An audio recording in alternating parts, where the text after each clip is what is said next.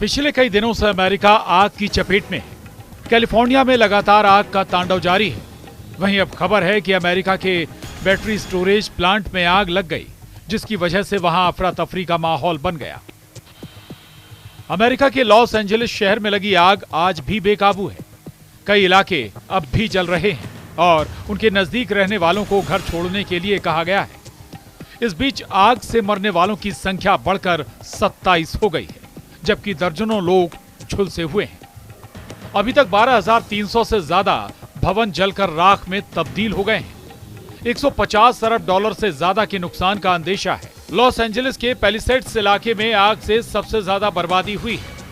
जंगल के किनारे के इस इलाके में 7 जनवरी को आग लगी थी, जो अभी तक बुझाई नहीं जा सकी है। इस इलाके का 23,713 एकड़ यानी 96 वर्ग किलोमीटर भूभाग आग की चपेट में आया है।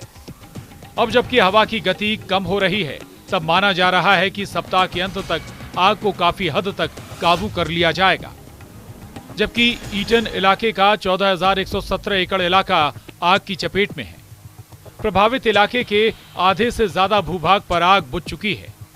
अमेरिका की नेशनल वेदर सर्विस ने कहा है कि इस सप्ताह की शुरुआत में हवा की जिस तरह की गति तेज हुई थी, कुछ वैसी ही आशंका 20 जनवरी से शुरू होने वाले अगले सप्ताह में है। अगर सोमवार मंगलवार को कैलिफोर्निया में हवा की गति तेज हुई तो आग फैलने का खतरा एक बार फिर बढ़ जाएगा। लेकिन अभी उस स्थिति के 3 दिन बाकी हैं। इस अवधि में ईटन में आग बुझाई जा सकती है और पैलिसेड्स में आग फैलने के खतरे कम किए जा सकते हैं। लॉस एंजलिस क्षेत्र में जंगल की आग तबाही मचा रही है। इसके दुष्परिणाम से बचने के लिए कैलिफोर्निया के लोग एक बार फिर जलवायु सुपर फंड कानून बनाने की मांग कर रहे हैं। इससे पहले वर्मोंट और न्यूयॉर्क ने जलवायु सुपर फंड कानून लागू किया है। इसके तहत ऊर्जा कंपनियों को भीषण गर्मी और जलवायु परिवर्तन से निपटने में मदद के लिए भुगतान करना आवश्यक होगा। सेंटर फॉर बायोलॉजिकल डाइवर्सिटी के क्लाइमेट लॉ इंस्टीट्यूट की निदेशक कैसी सीगल ने कहा है कि करदाता जलवायु जनित आपदाओं का 100% बोझ उठा रहे हैं।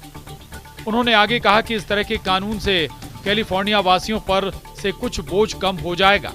अब सवाल उठता है कि इस नए कानून से तेल कंपनियां आने वाली चुनौतियों से बच पाएंगी।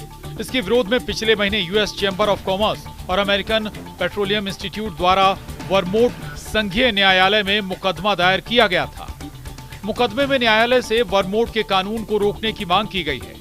इसमें तर्क दिया गया था कि ये असंवैधानिक, अतार्किक और मनमाना दंड लगाएगा।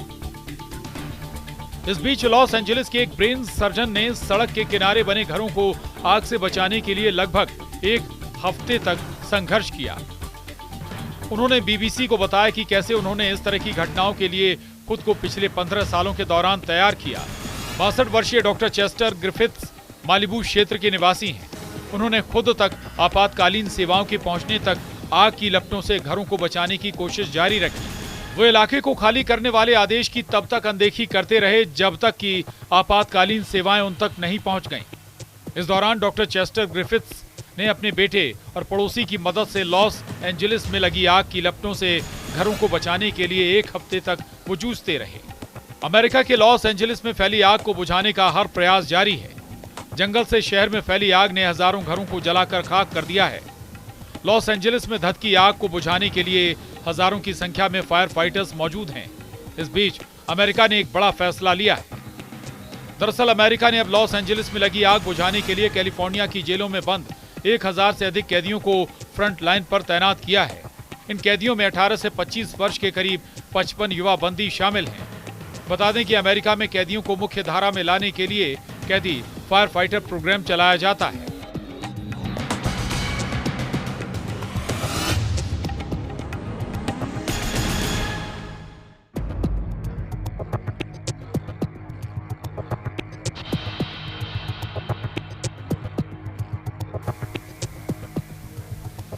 कैलिफोर्निया के कई फायर कैंप में इन कैदियों को प्रशिक्षित किया जाता है।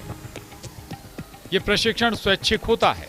इससे कैदियों को जेल से बाहर आने, प्रशिक्षण प्राप्त करने और सजा कम करवाने का मौका मिलता है।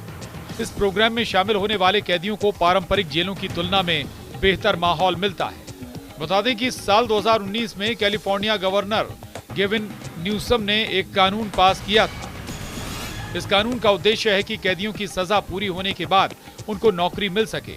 हालांकि ध्यान देने वाली बात है कि इस प्रोग्राम में कुछ सीमाएं भी हैं। इस कानून की कई बार आलोचना भी होती रही है। कानून होने के बाद भी कई बार कैदियों के छूटने के बाद स्थायी नौकरी मिलने में परेशानियां होती हैं। जहां एक तरफ आग का तांडव जारी है, इस बीच कैदियों के लिए ये आपदा में अवसर साबित हुई है। यहाँ पर आग बुझाने में लगे कैदियों को काबिलियत के आधार पर प्रतिदिन $5.80 से $10.24 तक भुगतान किया जा रहा है। वहीं इमरजेंसी में नियुक्त होने की स्थिति में ये कैदी प्रति घंटे $1 भी कमा सकते हैं। तैनात कैदियों में अधिकांश को मदद करने के लिए 2 के बदले 1 क्रेडिट दिया जा रहा है। इसका सीधा मतलब है कि हर एक दिन आग बुझाने के लिए इमरजेंसी सेवा में काम करने के बदले सजा में 2 अतिरिक्त दिन की छूट मिल सकेगी। अमेरिका के लॉस एंजलिस शहर में लगी आग 11वें दिन भी बेकाबू है। कई इलाके अभी भी जल रहे हैं और उनके नजदीक रहने वालों को घर छोड़ने के लिए कहा गया है। इस बीच आग से मरने वालों की संख्या बढ़कर 27 हो गई है, जबकि दर्जनों लोग झुलसे हुए हैं। अभी तक 12,300 से ज्यादा भवन जलकर राख में तब्दील हो गए हैं। $150 अरब से ज्यादा के नुकसान का अंदेशा है। प्रभावित इलाके के आधे से ज्यादा भूभाग पर आग बुझ चुकी है। अमेरिका की नेशनल वेदर सर्विस ने कहा है कि सप्ताह की शुरुआत में हवा की जिस तरह की गति तेज हुई थी, कुछ वैसी ही आशंका 20 जनवरी से शुरू होने वाले अगले सप्ताह में है। अगर सोमवार, मंगलवार को कैलिफोर्निया में हवा की गति तेज हुई तो आग फैलने का खतरा एक बार फिर बढ़ जाएगा। लेकिन अभी उस स्थिति के 3 दिन बाकी हैं। इस अवधि में ईटन में आग बुझाई जा सकती है और पैलिसेड्स में आग फैलने के खतरे कम किए जा सकते हैं। कैलिफोर्निया के लॉस एंजलिस में लगी आग भयंकर हो चुकी है। हजारों लोगों को रिहायशी इलाकों से निकालकर सुरक्षित स्थानों पर ले जाया गया है। लॉस एंजलिस में लगी आग में कई मशहूर हस्तियों के घर जले हैं। बॉलीवुड सितारे भी सोशल मीडिया पर अपना दुख जाहिर कर रहे हैं। कई लोगों की जान भी जा चुकी है।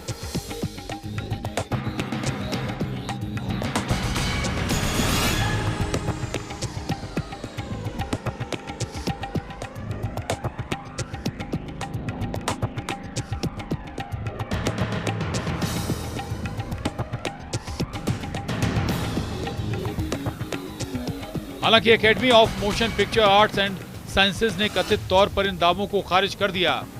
ये अटकलें द सन की एक रिपोर्ट से शुरू हुई, जिसका टाइटल था ऑस्कर 2025 रद्द होने की कगार पर है, क्योंकि लॉस एंजलिस में लगी आग के बाद सेरेमनी में बड़े बदलावों की गुप्त रूप से योजना बनाई जा रही है। हालांकि हॉलीवुड रिपोर्टर ने अपनी रिपोर्ट में बताया है कि इन दावों को खारिज करते हुए एकेडमी के सीनियर्स ने ऑस्कर्स के कैंसिल होने से इनकार कर दिया है। रिपोर्ट में बताया गया है कि ऐसी कोई एडवाइजरी कमेटी मौजूद नहीं है और ऑस्कर बोर्ड और गवर्नर्स में 55 सदस्य हैं, जो कि इस समारोह के बारे में निर्णय लेते हैं। वाइल्ड फायर को लेकर ऑस्कर के नॉमिनेशन और अन्य चीजों में हो रही देरी के बावजूद एकेडमी कमेटी तय समय पर ही ऑस्कर अवार्ड 2025 का आयोजन करेगी। शो पूरे गरिमापूर्ण तरीके से आगे बढ़ेगा। ऑस्कर सालाना लगभग 1000 स्थानीय लोगों को रोजगार देता है, जिसने कोविड-19 के दौरान भी इसे कैंसिल नहीं किया था। ऑस्कर कैंसिल करने की बजाय इस पर ध्यान दिया गया था कि इसे सुरक्षित तरीके से आयोजित किया जाए। पिछले 50 सालों में कैलिफोर्निया के जंगलों में 78 से ज्यादा बार आग लग चुकी है। कैलिफोर्निया में जंगलों के पास रिहायशी इलाके बढ़े हैं। ऐसे में आग लगने पर नुकसान ज्यादा होता है। 1933 में लॉस एंजलिस के ग्रिफिथ पार्क में लगी आग कैलिफोर्निया की सबसे बड़ी आग थी। इसने करीब 83,000 एकड़ के इलाके को अपनी चपेट में ले लिया था। करीब 3 लाख लोगों को अपना घर छोड़कर दूसरे शहरों में जाना पड़ा था।